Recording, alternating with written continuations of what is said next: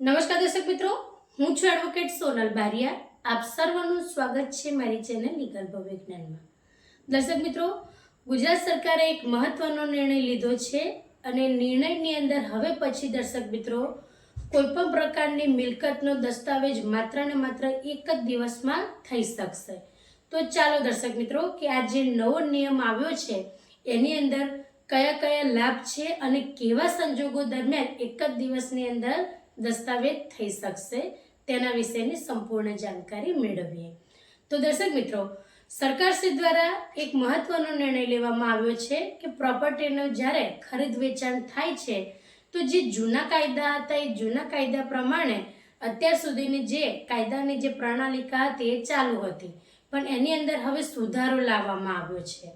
તો સુધારો શું લાવવામાં આવ્યો? તો દર્શક મિત્રો, જ્યારે કોઈ પણ મિલકતનું વેચાણ કરવામાં આવે તો એ મિલકતની અંદર પહેલાથી કોઈ પણ પ્રકારની તકરારી બાબત ઊભી ન થયેલી હોય અથવા તો ભવિષ્યમાં પણ એ જે મિલકતનું વેચાણ કરવાનું છે એ મિલકતની અંદર જો કોઈ પણ પ્રકારની તકરાર ઊભી ન થાય તેવા સંજોગો હોય તો એવી મિલકતનો જે વેચાણ દસ્તાવેજ છે એ એક જ દિવસની અંદર થઈ શકશે. અને બીજો નિયમ એ છે કે જ્યારે આવી જે પણ મિલકત છે તેનું જ્યારે ખરીદ વેચાણ થતું હોય અને એવી મિલકતનો જ્યારે દસ્તાવેજ કરવામાં આવે તો એવા સંજોગો દરમિયાન 135Dની જે નોટિસો પડતી હોય છે અને ત્યારબાદ 30 દિવસનો જે કોઈ વ્યક્તિ વાંધો ઉઠાવે છે કે નહીં આ મિલકતના વેચાણ ઉપર એની રાહ જોવાથી અને ત્યારબાદ 1 મહિના પછી જે તે મિલકતનો વેચાણ દસ્તાવેજ થતો હતો. એટલે દર્શક મિત્રો, બીજો નિયમ એ લેવામાં આવ્યો કે જ્યારે મિલકતનું વેચાણ થતું હોય અને એ મિલકતની અંદર જેટલા પણ હક ધરાવનાર આપણે કહી શકીએ કે વારસદારો હોય કે વ્યક્તિઓ હોય તો એ બધાની સહમતિથી જો એ મિલકતનું વેચાણ થતું હોય તો એવા સંજોગો દરમિયાન 135Dની નોટિસને રદ કરી શકાશે. એટલે કે 135Dની નોટિસની બજવણી જ નહીં થાય. તો ચાલો હજી આપણે વિસ્તારપૂર્વક સમજીએ આ જે બે મુદ્દા છે તેને. તો દર્શક મિત્રો, તમને ઉદાહરણ દ્વારા સમજાવું કે ધારો કે એક ખેતર છે, એ ખેતીની જે જમીન છે એની અંદર એક આપણે કહી શકીએ કે ખેતર છે.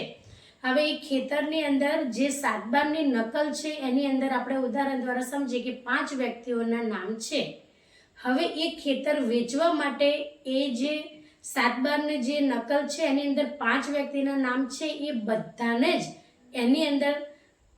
જે ખેતરનું વેચાણ કરવું છે એની અંદર સહમતિ છે. તો આ જે બધાની સહમતિ છે અને એ લોકો બધાની સાઇન પણ છે અને આવા સંજોગો દરમિયાન જે પણ ખેતીની જમીનનું વેચાણ કરવામાં આવે તો દર્શક મિત્રો એની અંદર કોઈ પણ પ્રકારની તકરાર ન હોય તો એવું જે ખેતરનો આપણે કહી શકીએ કે વેચાણ દસ્તાવેજ માત્ર ને માત્ર એક દિવસમાં થઈ શકે. કારણ કે જ્યારે 135Dની જ્યારે નોટિસ બજાવવામાં આવે તો 135Dની નોટિસ ક્યારે બજાવવામાં આવે કે એની અંદર જે 5 વ્યક્તિ છે એનીમાંથી કોઈ 1 કે 2ની સહમતિ ન હોય તેવા સંજોગો દરમિયાન દર્શક મિત્રો 135Dની નોટિસ બધા જેટલા અરજદાર હોય જે ખેતીની જમીનની અંદર નામ ધરાવનાર એ બધાને જાય કે આ જે વ્યક્તિ છે કે આ લોકો દ્વારા આ જે ખેતર છે એનું વેચાણ કરવામાં આવી રહ્યું છે. પરંતુ એ બધા મળીને જ એક સાથે જો એ ખેતરનું વેચાણ કરતા હોય અને બધાની સાઇન પણ હોય અને બધાની સહમતિ પણ હોય તો આવા સંજોગો દરમિયાન 135Dની જે નોટિસ છે એ બજવણી કરવાનો કોઈ જ અધિકાર કે કોઈ પણ એને આપણે કહી શકીએ કે એનું કોઈ મહત્વ રહેતું જ નથી. એટલે દર્શક મિત્રો, આવા પ્રકારની જે પણ મિલકતો છે અને એનું જો વેચાણ કરવામાં આવે તો એવા સંજોગો દરમિયાન 135Dની નોટિસને રદ કરી શકાય છે અને એક જ દિવસની અંદર એવી જે પણ જમીન, મકાન, દુકાન, ફ્લેટ, ઘર આ બધી જ પ્રોપર્ટીનો આની સમાવેશ થાય છે કે જે તકરાર વિનાની જે મિલકતનું વેચાણ થાય એનું એક જ દિવસમાં દસ્તાવેજ થઈ શકશે. એટલે દર્શક મિત્રો, આ એક ગુજરાત સરકારે ખૂબ જ મહત્વનો નિર્ણય લીધો છે કે મિલકતોના દસ્તાવેજને લઈ આ જે દસ્તાવેજનો જે નવો નિયમ છે એ પ્રમાણે દર્શક મિત્રો ઘણા બધા કોર્ટ કચેરીના કાર્યોમાં પણ રાહત મળશે. કારણ કે જે પણ વ્યક્તિને જે મિલકતનું વેચાણ થઈ રહ્યું છે એની અંદર કોઈ પણ પ્રકારનો એના હક હિસ્સો ન હોય તેમ છતાં પણ ખોટી રીતે વાંધા અરજી ઉઠાવીને જે મિલકતનું વેચાણ થઈ રહ્યું હોય એ મિલકતનું વેચાણ અટકાવવા માટે પણ ઘણીવાર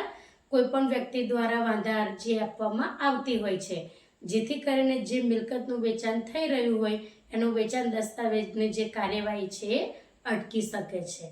એટલે આવી બધી જે બાબતો છે તેને ધ્યાનમાં રાખીને આ નવા નિયમ લેવામાં આવ્યા અને આ જે નવા નિયમો છે તે મુજબ હવે પછી બે બાબતો સ્પષ્ટ છે કે તકરાર વિનાની કોઈ પણ પ્રકારની મિલકતનું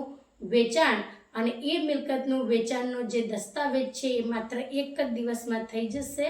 અને 135 દીની નોટિસને પણ રદ કરી શકાશે. તો દર્શક મિત્રો, આ જ રીતના ઇન્ફોર્મેટિવ વિડીયો હું મારા ચેનલના માધ્યમથી તમારી સમક્ષ રજૂ કરતી રહું છું. જો તમને વિડીયો સારો લાગ્યો હોય તો તેને લાઈક કરજો, શેર કરજો અને ચેનલને સબસ્ક્રાઈબ કરજો. જય હિન્દ, જય ભારત.